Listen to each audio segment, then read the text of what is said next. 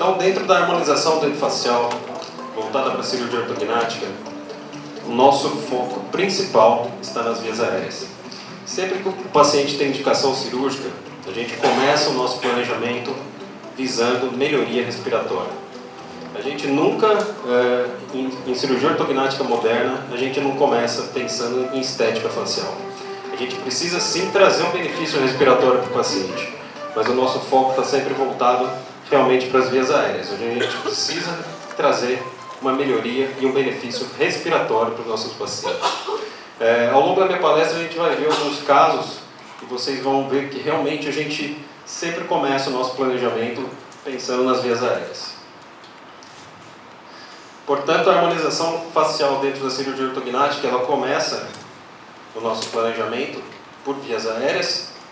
Seguindo a sequência, a gente começa a pensar na oclusão. Qual oclusão final a gente vai conseguir proporcionar para o nosso paciente. Em seguida, a estabilidade articular e muscular, que a cirurgia ortognática também ela tem que promover um benefício, tanto em pacientes que têm sobrecarga articular, quanto pacientes que têm cefaleia tensional, problemas relacionados à musculatura. A gente tem que trazer mais estabilidade a toda a musculatura mastigatória. E, por fim, a estética facial. Portanto, dentro da cirurgia ortognática, os benefícios estéticos são bônus que o paciente recebe. Devido a essa informação, a gente tem a plena certeza que todos os casos cirúrgicos têm que ser autorizados pelo convênio médico. Porque a cirurgia ortognática ela vai buscar primeiro um benefício funcional e, por último, um benefício estético.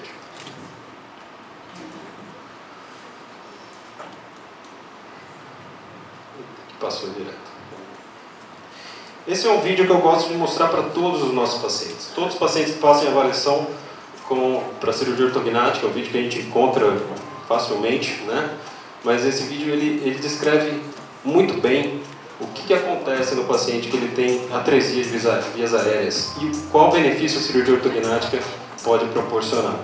É muito comum ortodontistas fazerem tratamento compensatório em pacientes classe 2, sendo que muitas vezes esse paciente tem uma atresia de vias aéreas, mas por ser um paciente jovem, ele ainda não manifestou nenhum tipo de alteração de via aérea, ou seja, ele não tem queixa respiratória ainda, mas se ele tiver uma atresia em via aérea, ele pode desenvolver esse problema respiratório futuro.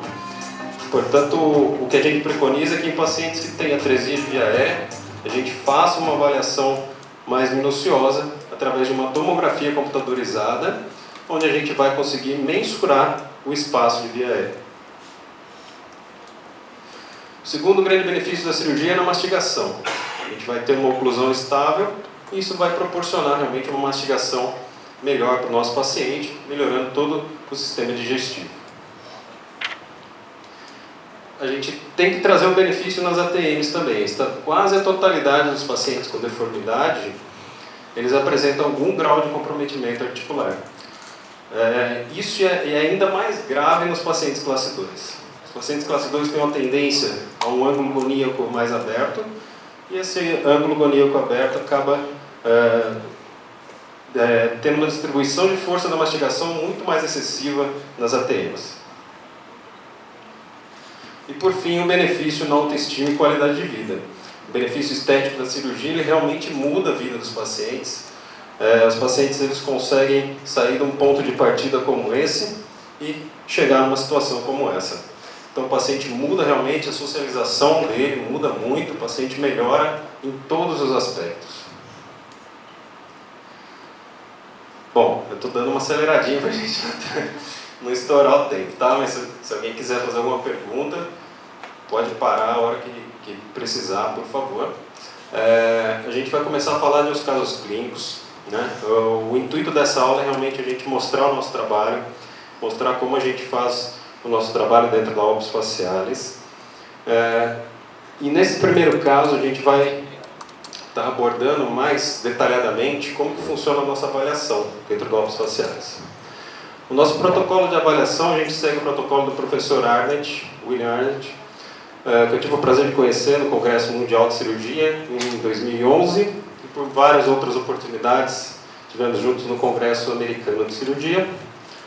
Portanto, o protocolo dele, ele pede que a gente siga uma sequência nessa avaliação dos pacientes, né?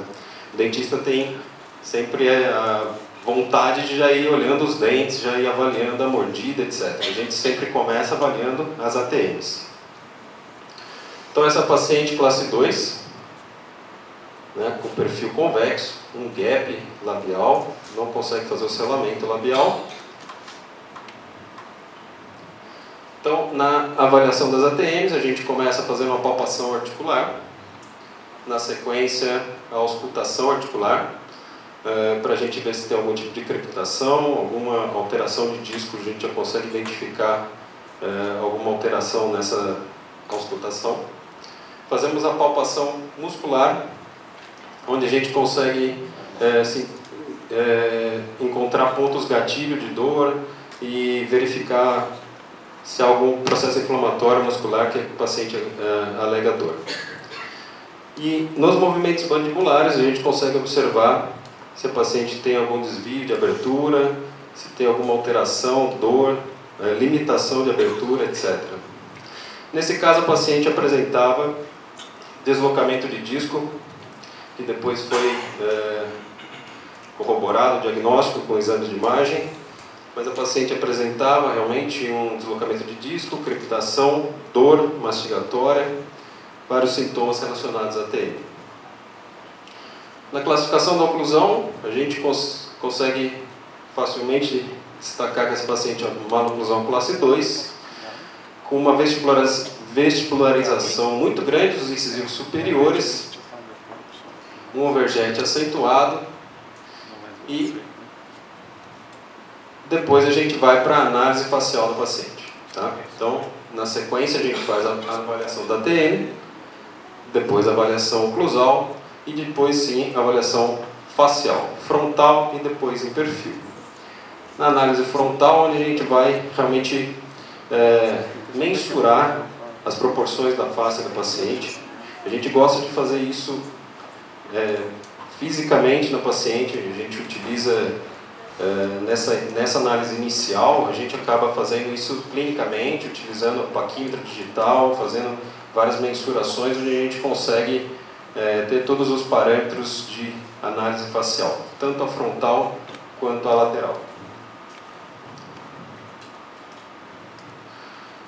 Na análise lateral, que a gente, o bucomaxila acaba usando mais até do que a frontal, mas a frontal é extremamente importante também, onde a gente vai verificar o perfil do paciente, que no caso é convexo, projeção de zigoma, que nessa paciente tem uma projeção de zigoma aceitável, projeção nasal e ângulo nasolabial. O ângulo nasolabial é um grande, tem que estar em torno de 120 graus. Relação labial e projeção labial, a gente observa uma grande eversão do lábio inferior. Mento, relação mento com subnasal e glabela, o mento bem recuado em relação à linha vertical verdadeira da face. E a distância mento-cervical, que vai do mento até o início do pescoço. Esse é um dos fatores que há muitos anos ele ditava as regras da cirurgia ortognática. Então o paciente tinha a distância mento-cervical encurtada, ele já tinha indicação da cirurgia. Hoje, com os exames de 3D da tomografia, a gente consegue ter uma análise mais precisa, onde a gente realmente vai avaliar a área das vias aéreas do paciente. No exame radiográfico panorâmico, a gente vai avaliar a análise dentária, a análise óssea, já começando a observar alguns detalhes referentes à cirurgia, a altura do corpo mandibular, né, na região de corte da ossotomia sagital, divergência entre as raízes, caso haja necessidade de uma segmentação da maxila, análise de côndilos, que a gente consegue não ter muita noção da análise de côndilo na panorâmica, mas a gente consegue ver se tem algum tipo de desgaste, erosão óssea e, a partir daí, solicitar exames mais precisos para a ATM.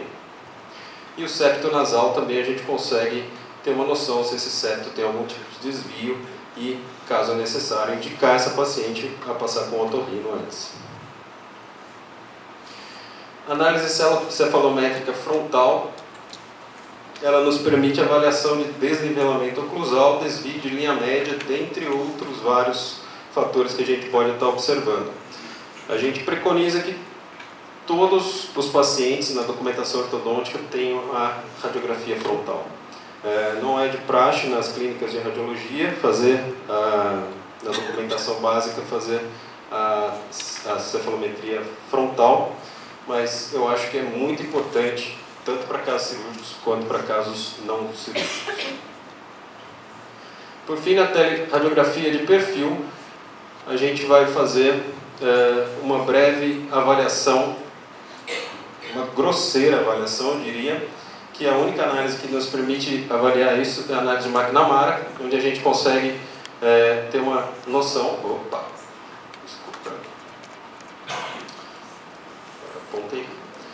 da nasofaringe e da orofaringe, que são exatamente essas duas medidas, NFA e NFP, e de BFA a BFP. Então, onde a média tem que estar em torno de 12 milímetros, principalmente na orofaringe, que é onde a gente observa na teleradiografia se o paciente tem, na linha da base da mandíbula, onde a gente consegue mensurar isso também, mesmo que não tenha a análise de McNamara, a gente consegue mensurar isso na própria radiografia facilmente, né? Então esse é um indício muito grosseiro de que o paciente pode ter algum tipo de atresia em via aérea. Eu chamo a atenção para casos de classe 2, que os pacientes eles têm uma tendência maior a desenvolver problemas de ATM e também a ter cefaleia tensional. A grande maioria dos pacientes classe 2 eles têm uma tendência a ter uma acentuação da lordose cervical, ou seja, são inclinadinhos para frente, e uma hipercifose da coluna torácica. Então eles são inclinadinhos assim. Então esses pacientes, se a gente tiver uma abordagem, mesmo que cirúrgica, fazendo a ortognática, mais a ortodontia, etc., a gente pode não ter sucesso quanto à redução da dor do paciente, se ele não tiver um acompanhamento fisioterápico. Daí a grande importância do trabalho ser realmente multidisciplinar. Bom, então, para o preparo ortocirúrgico, foi solicitado o nivelamento e alinhamento dos dentes, toque de verticalização em incisivos, ou seja, colocando os incisivos nas bases ósseas, como foi dito o dia todo aqui para vocês.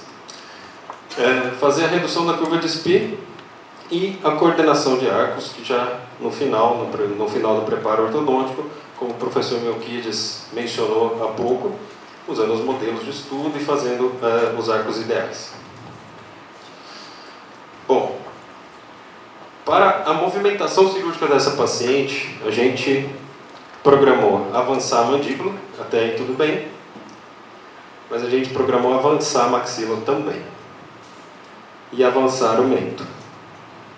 Vocês vão entender por quê. Quando a gente fez a tomografia já para o planejamento cirúrgico da paciente, a gente observou 3,96 milímetros em nasofaringe e 7,44 em orofaringe. Como eu disse para vocês, quem dita as regras na hora do planejamento são as vias aéreas. Se essa paciente tem um estreitamento grande de via aérea, a gente precisa que todo esse complexo maxila e mandíbula avance. Mesmo ela sendo classe 2, eu preciso levar essa maxila para frente. Eu preciso que a paciente tenha um benefício respiratório. E todo o resto vai ter que acompanhar. Vai ter que ter benefício em ATM, em oclusal e estético também. Para agravar um pouco mais o caso, a gente tem um ângulo goníaco extremamente aberto, que acaba sobrecarregando a distribuição de força da mastigação na ATM. A ATM é uma articulação muito delicada, onde nós temos o disco articular interposto, ela não suporta uma sobrecarga de uma mordida como essa. Portanto, no planejamento cirúrgico, a gente programou um avanço de 4 milímetros da maxila, com uma impacção de 3 milímetros, um avanço mandibular de 9 milímetros e um avanço de mento de mais 5. Então a gente teve um avanço total em mento de 14 milímetros. Não, isso mesmo, 14 milímetros. Para ganhar espaço em via aérea. Então aqui é a foto inicial da paciente, a foto renderizada do planejamento virtual, já mostrando o benefício em via aérea. Em vermelhinho nós temos o inicial, perfil inicial da paciente, via aérea inicial. E aqui em verdinho a gente já tem o benefício em via aérea que a cirurgia vai promover para a paciente e o perfil facial da paciente no pós-cirúrgico. Aqui a gente tem um planejamento virtual fotográfico, que a gente detalha isso com a paciente, para poder estar conversando sobre os detalhes da cirurgia. Muitas vezes o paciente, por ter um avanço de mente, o paciente estranha muito, o paciente teve a vida toda o queixinho para trás, né? Então a gente acaba discutindo com a paciente os detalhes, explicando por que aquele queixinho tem que ficar naquela posição, e a paciente aceitou. E esse foi o resultado final.